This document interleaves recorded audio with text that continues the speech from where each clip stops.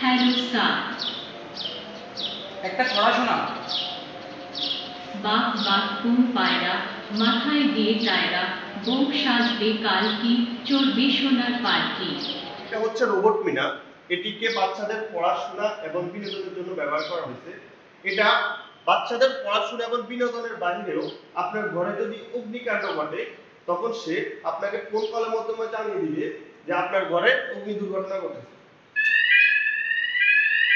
সে কিন্তু অ্যালার্ম দিচ্ছে, পাশাপাশি আমার ফোনের ফোন কলে আপনার ফোন কলে একটা ফোন যাবে।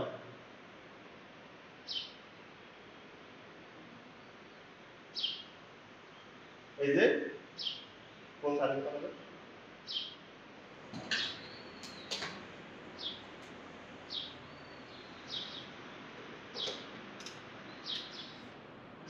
রিনা, হ্যালো স্যার। ডান হাত উঠাও। Okay sir.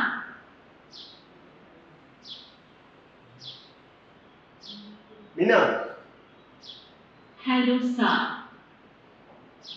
আমাদের স্বাধীনতা দিবস কবে? আমাদের স্বাধীনতা দিবস 26শে মার্চ। Mina, hello sir. আমাদের বিজয় দিবস কবে? আমাদের বিজয় দিবস 16ই ডিসেম্বর। শুরুতে এটাকে আমরা শিশুদের বিনোদনের জন্য তৈরি করলেও এখন আমরা এটাকে আরেকটু বাজারজাত করতে চাচ্ছি এবং এক্ষেত্রে আমরা আরেকটু কাজ করছি ডেভেলপমেন্ট করার জন্য।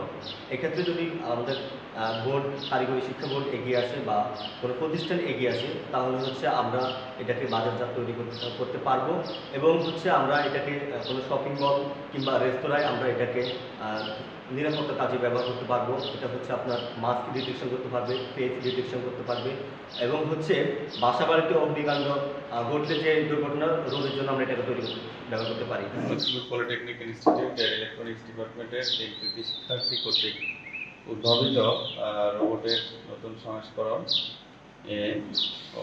ওরা রোবট তৈরি করেছে, যে রোবটটা অলরেডি লক্ষ্মীপুর পুরো জেলায় সহ সারা বাংলাদেশে একটা সাড়া ফেলে দিয়েছে।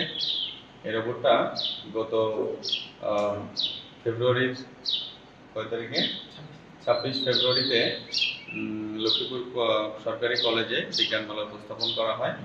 সেখানে তারা দ্বিতীয় স্থান অধিকার করে। এরপরে আমরা 17ই মার্চে আরেকটু নতুন সংস্কার করে জাতির জনক বঙ্গবন্ধু শেখ মুজিবুর রহমানের জন্ম শতবার্ষিকীতে উপস্থাপন করি। স্বাধীনতার সুবর্ণ জয়ন্তীতে সবাইকে শুভেচ্ছা। আমার নাম মিনা।